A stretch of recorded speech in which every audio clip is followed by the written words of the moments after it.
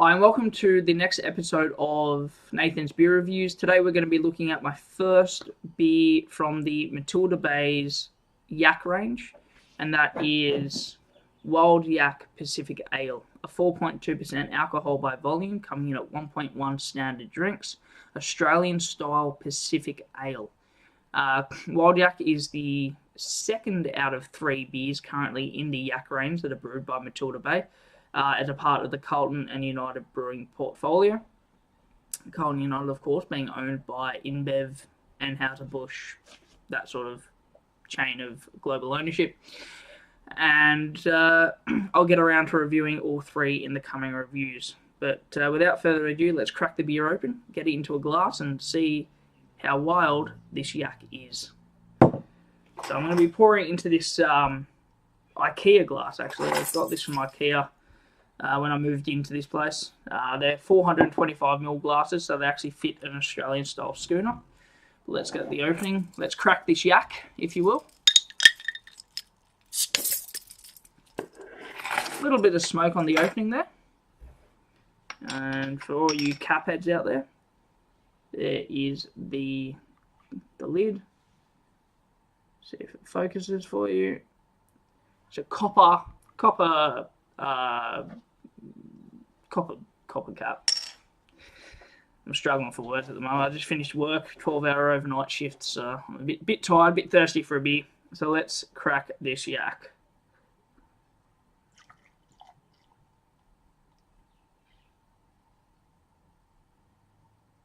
Now, I don't know if these beers are secondary fermented or if they got any yeast, but we'll see. Let's pour the rest in there.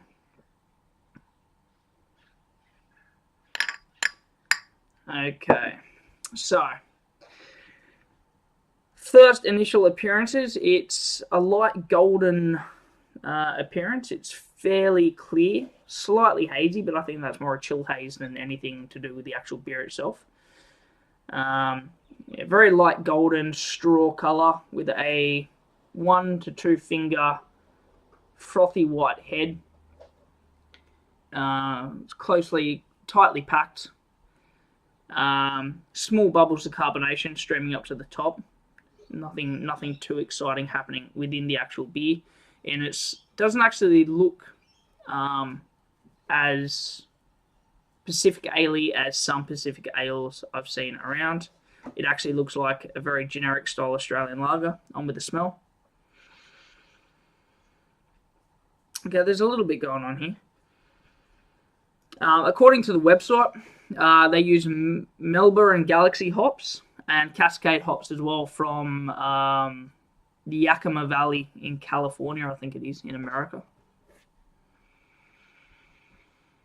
It smells a bit fruity. Summertime fruit, bit of mango, bit of passion fruit. A little bit of grape. Raisin, maybe. Smelling malt as well, a bit of pale malts. They do proudly advertise the fact that the malts in this beer are Australian pale malts. Anyway, it smells fairly refreshing, so let's get in with it. Cheers, guys.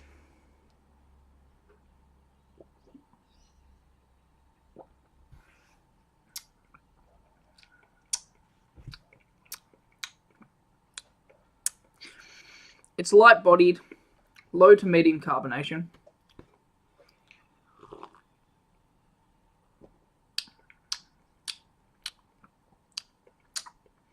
A slight breadiness. A hint of sweetness from the malts.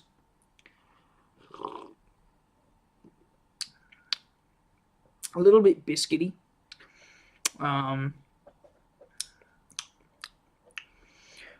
They apparently use Melba, Galaxy, and Cascade hops, but it's not very powerful. I question whether they use actual hop cones in the beer, or if it's just hop extract. There's nothing on the bottle which says what type of hops they use, or if they use fresh hop cones. The back of the stubby is quite interesting. Say aloha, which is Hawaiian. Aloha to this fresh and fruity tropical beast with subtle aromas of melon and passion fruit. The flavours in this South Seas yak sing out like a forest full of parakeets. New World hops nestled together to deliver a unique and interesting, refreshing island brew. I think they're overhyping it.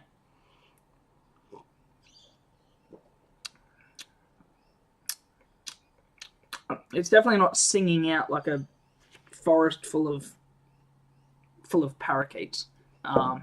If you've ever heard a flock of parakeets sing out, it's pretty intense. This is far from intense with the hop flavour going on.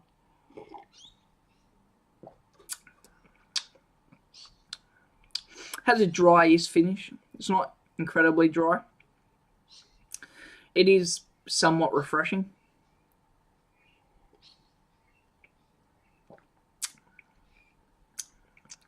There's really not a lot going on with the three hop varieties that they're claiming that's in here.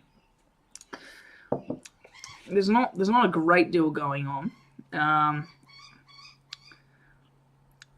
Yeah, it's a little bland. Honestly, it's a little bland considering the hop variety they're claiming to put in here. It is a little bit bland. There's really not a lot going on with the smell, but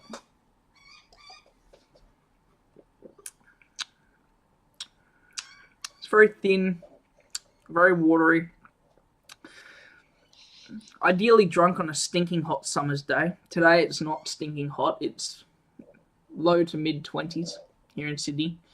Incredibly overcast, a little bit humid. Light drizzle throughout the day. So it's not, it's actually not at the moment very thirst quenching, but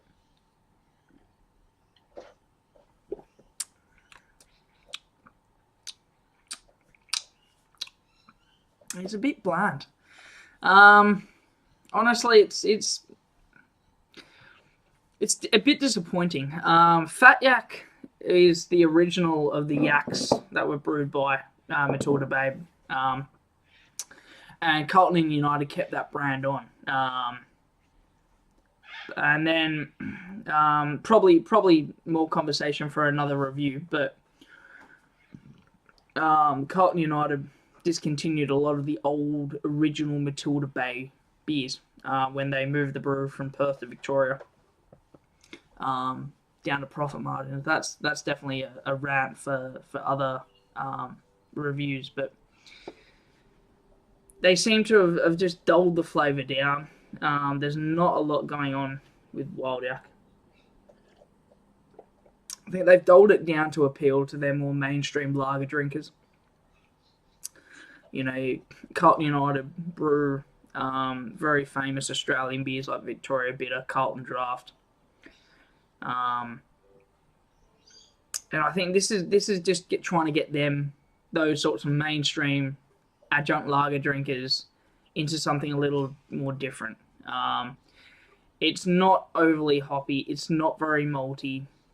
It doesn't sing out like a forest full of parakeets, as the label keeps telling me. New World hops nestle together to deliver a unique and refreshing island brew. There's nothing overly unique about this. It is limited refreshing. Very subtle aromas of melon and passion fruit. I think that's the most honest thing they can say about this beer. The flavors in it are very subtle. The flavors in it are very mellow. It's not going to blow your head off in terms of hop profile. It doesn't have that malty sweetness of American pale ales. Honestly, it's underwhelming.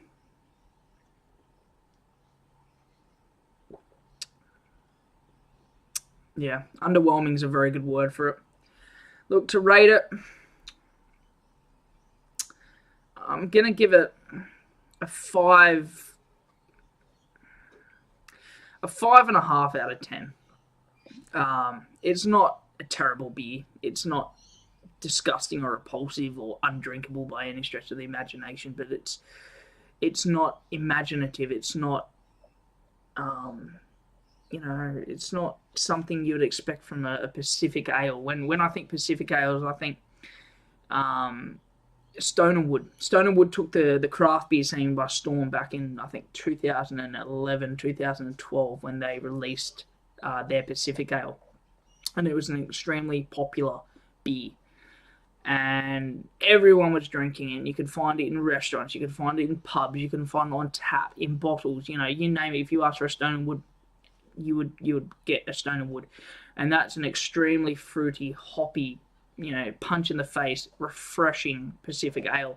And I think the big macro lager, macro multinational breweries like Carlton United have seen the popularity of beers like Stone and Wood and gone, we need to crack into that market, we need to tap into that market.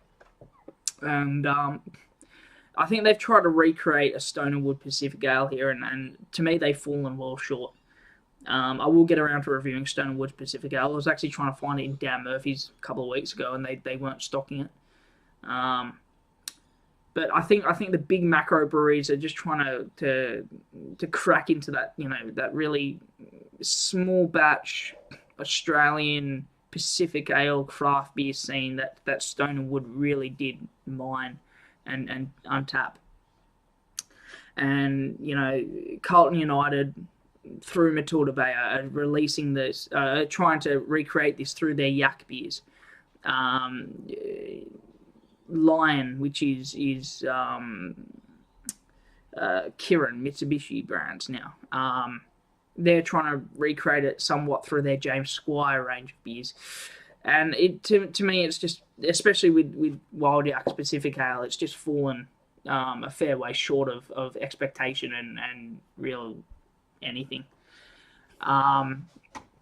The Yak beers have an interesting story to them, and I'm going to do an independent review on the Wild Yak story, the Yak brand story and the Matilda Bay story later on down the track once I reviewed all the Yak beers. But yeah, 5.5 out of 10 for Wild Yak Pacific Ale. It's underwhelming. It's falling short of what a refreshing summer style Pacific Ale should be. It could be a lot better. I don't know if they could make it much worse. It's not terrible. Again, I'll reiterate that it's not terrible, but it's not great. So, look, if you're a mainstream lager drinker and you want to try something different, you're a bit over your VBs, your Carlton Drafts, your Tooheys News, give it a go. You might like it. It might be the entry beer, that step into the craft beer scene that you've needed. Something that's not too hoppy, not too malty, not too punch you in the face with flavour and experience. A little baby step into the craft world scene that allows you to further explore bigger and better craft beers. But for me, a 5.5 out of 10 for Wild Yak Pacific Ale. I'll wrap this video up. Thanks for watching. If you like it, give it a like. Feel free to subscribe. The more subscriptions and likes I get, the more keen I am to do more beer reviews because I now have a following, yada, yada, yada. And drink responsibly, but remember to have fun because no good story ever started with a glass of milk. So, cheers, guys, and see you later on.